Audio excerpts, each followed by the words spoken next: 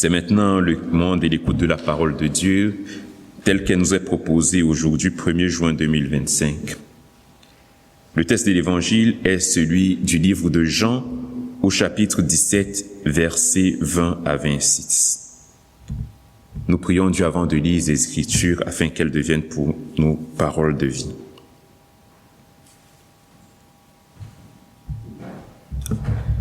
Père, tu n'ignores rien de nos réticences ni de nos résistances devant ta parole. Tu sais combien nous nous esquivons lorsque ton évangile se fait précis. Combien nous interprétons lorsqu'il nous interpelle trop. Combien nous oublions lorsqu'il se fait dérangeant. Et pourtant, nous revoici ce matin à l'écoute de ce que nous disent les Écritures. C'est pourquoi nous te prions que ton esprit nous accorde un cœur ouvert et une intelligence accueillante à ton évangile. Derrière les mots que nous entendons, donne-nous de discerner ta parole de vie, ta parole pour nos vies. Amen.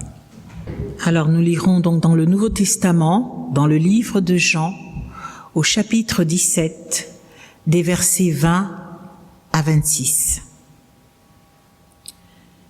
Ce n'est pas pour eux seulement que je prie, mais encore pour ceux qui croiront en moi par leur parole, afin que tous soient un, comme toi, Père, tu es en moi et comme je suis en toi, afin qu'eux aussi soient un en nous, pour que le monde croie que tu m'as envoyé. Je leur ai donné la gloire que tu m'as donnée, afin qu'ils soient un, comme nous sommes un, moi en eux et toi en moi, afin qu'ils soient parfaitement un, et que le monde connaisse que tu m'as envoyé et que tu les as aimés comme tu m'as aimé. Père, je veux que là où je suis, ce que tu m'as donné soit aussi avec moi, afin qu'ils voient ma gloire, la gloire que tu m'as donnée, parce que tu m'as aimé avant la fondation du monde. Père juste, le monde ne t'a point connu, mais moi, je t'ai connu, et ceux-ci ont connu que tu m'as envoyé. Je leur ai fait connaître ton nom, et je leur ferai reconnaître, afin que l'amour dont tu m'as aimé soit en eux, et que je sois en eux. Mes chères sœurs et mes chers frères en Christ, nous avons fêté l'Ascension jeudi dernier. Jésus est monté au ciel, et son absence peut nous sembler étrange. Pourtant, cette absence n'est pas un vide, mais un signe d'espoir et d'accomplissement de sa parole. Jésus est auprès du Père et continue d'intercéder pour nous comme il nous l'a promis. L'évangile de ce matin nous parle justement de cette intercession de Jésus. Il prie pour ses disciples, les disciples passés, les disciples présents et les disciples futurs. Il demande l'unité afin que tous soient un. Oui, l'unité dans nos églises, dans nos communautés. Juste un simple exemple. Nous avons une église vide avec 4 communautés qui se remplissent, qui se relaient. C'est peut-être une unité impossible, mais cette unité doit se vivre au moins dans le cœur. Il prie pour la foi. La foi pour que le monde croie que tu m'as envoyé, dit-il. Et il prie troisièmement pour l'amour. Tu les as aimés comme tu m'as aimé. S'il est fils du Père, nous aussi, nous sommes enfants du Père. L'amour est au cœur de son message et il doit se traduire par l'unité des chrétiens, quelles que soient nos divisions. Quand on s'intéresse au dialogue entre églises chrétiennes, on cite souvent ces versets de Jean en les résumant « afin que tous soient un », afin que le monde croie. Cela met une pression sur nous chrétiens. Nous sommons de nous unir pour que le monde croie, Pourtant, ce n'est pas ce que Jésus demande de faire. L'unité entre nous est bien difficile. Nous sommes tellement différents. Et souvent, c'est cette différence qui fait notre force. Jésus s'adresse à son Père devant ses disciples. Il prie pour eux. Puis, sa prière s'élargit. Je ne prie pas seulement pour eux. Je prie aussi pour tous ceux qui, grâce à leur parole, croiront en moi. Il prie donc pour nous tous. 2 points sont importants. Si Jésus prie pour notre unité, c'est que cette unité n'est pas une évidence.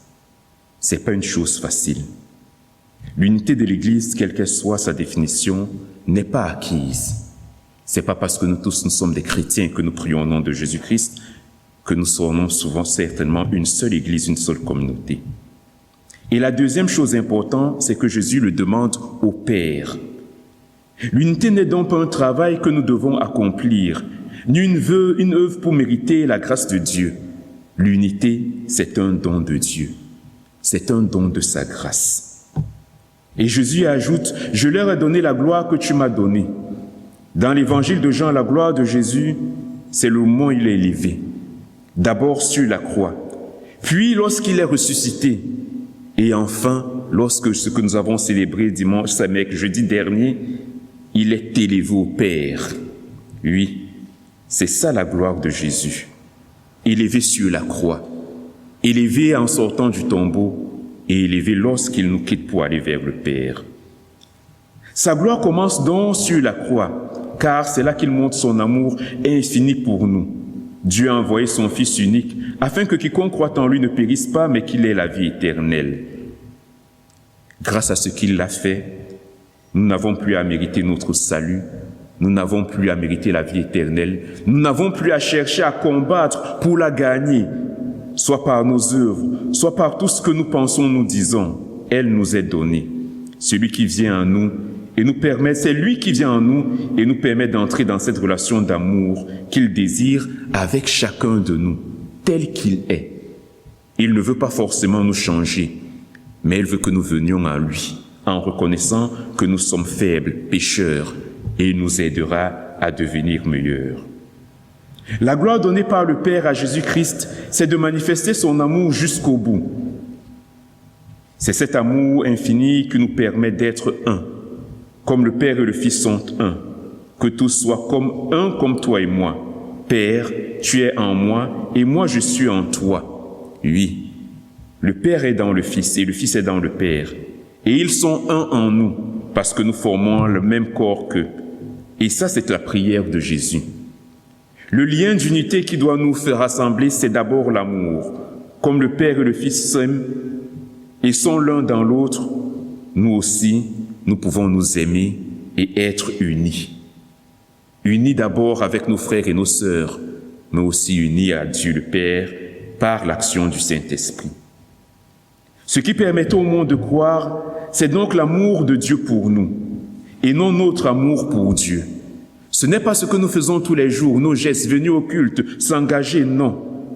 Mais c'est voir comment Dieu nous aime, malgré notre petitesse, malgré nos péchés. Il continue à nous donner le souffle de vie tout le jour, à nous permettre de faire ce que nous n'avons même pas à faire, à nous permettre d'avancer, quelles que soient nos difficultés. L'unité est donc cet amour divin. L'unité est une grâce. Jésus nous a donné cette gloire, c'est-à-dire qu'il nous a montré cet amour infini de Dieu pour chacun de nous. Et cet amour est maintenant entre nos mains. Il nous l'a donné. Et il n'est plus là. Et il nous envoie en mission en nous disant, vous avez cette mission. Alors, que pouvons-nous en faire? Qu'allons-nous en faire? La première chose, c'est recevoir cet amour comme le nôtre. Il n'est pas l'amour de Dieu, éloigné de nous au ciel. Il est l'amour que nous possédons. Et c'est déjà un grand pas. Si Dieu nous aime au point d'envoyer son Fils pour nous, nous avons une valeur immense à ses yeux. Bien au-delà de ce que cette société valorise. Ce n'est plus l'argent, ce n'est plus les diplômes. Non, c'est rien. Juste la grâce. Dieu nous aime tels que nous sommes, avec nos forces et nos faiblesses. Ce regard sans jugement peut changer notre perception de nous-mêmes. À ce moment-là, nous commençons aussi à nous aimer tels que nous sommes. et nous pouvons regarder le prochain et l'aimer tel qu'il est, sans jugement. Laissez transformer notre vie. Si nous sommes aimés sans condition, alors chaque personne que nous croisons l'est aussi. Cette personne aussi est aimée sans condition. Nous ne devons pas être plus exigeants envers les autres que nous le sommes envers nous-mêmes.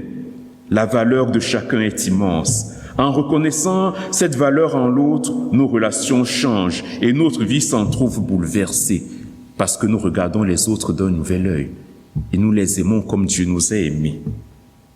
Laissez changer le monde. Nous faisons partie d'une chaîne de témoins qui ont transmis la révélation de l'amour infini de Dieu. C'est à nous de prendre notre place dans cette chaîne, de partager cette bonne nouvelle, transformer nos relations, notre regard nous donne cet élan qui peut-être le terme n'est pas adéquat, qui peut contaminer positivement notre entourage. Ils aimeront comme nous aimons, si nous aimons sincèrement. Nous laisser entraîner à aimer à notre tour. L'amour de Dieu est source inépuisable. En puisant dans cet amour, nous devenons capables d'aimer en retour. Oui, capable d'aimer en retour. Ça veut dire que ce n'est pas quelque chose de facile, c'est pas quelque chose de donné, mais c'est quelque chose pour laquelle il faut combattre, il faut prendre des forces, de l'énergie pour aimer. Oui, aimer, c'est ce qu'il y a de plus difficile. C'est là où il faut faire un effort lorsqu'il n'y a plus de raison d'aimer. Lorsque l'amour est parti, alors nous devons faire cet effort d'aimer. Comme Jésus dit, afin que l'amour dont tu m'as aimé soit en eux et moi en eux. Donc, il faut cette présence de Jésus en nous, cette présence du Saint-Esprit en nous pour que nous puissions aimer. C'est l'amour de Dieu en nous qui nous permet d'aimer le Christ et c'est ainsi qu'il est présent en nous. Recevoir cet amour infini nous rend capables de l'aimer à notre tour, mais surtout d'aimer le prochain que nous voyons. Parce que le signe du jeudi dernier, je veux toujours parler du dimanche, du jeudi dernier, c'est vraiment le départ du Christ. Il n'est plus là. Mais qui voyons-nous? Nous voyons le prochain. Qui devons-nous aimer? Nous devons aimer le prochain. Vers qui devons-nous aller? Vers le prochain. Et cela par quoi? Par la grâce du Saint-Esprit. La prière de Jésus est pour nous porter, pour nous aider à orienter notre vie vers l'amour, dans notre couple, dans nos amitiés, au travail, dans nos communautés, dans nos églises. Puissions-nous partager sans cesse la gloire et l'amour qui unissent le Père et le Fils depuis toujours et à toujours. Amen.